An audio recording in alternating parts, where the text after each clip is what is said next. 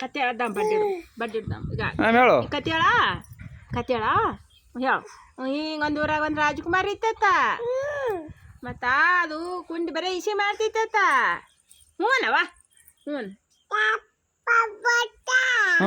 ಹೇಳು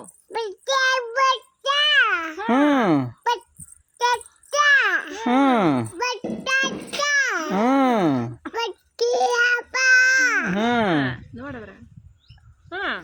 ಮತ್ತೆ ಕೀಕ್ ಹೊಕ್ಕಿತ್ತ ಹ್ಞೂ ಹೇಳು ಹೇಳು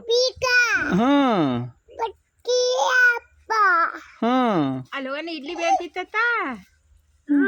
ಬರೀ ಇಡ್ಲಿ ತಿಂತಿತ್ತ ಹ್ಞೂ ಹ್ಞೂ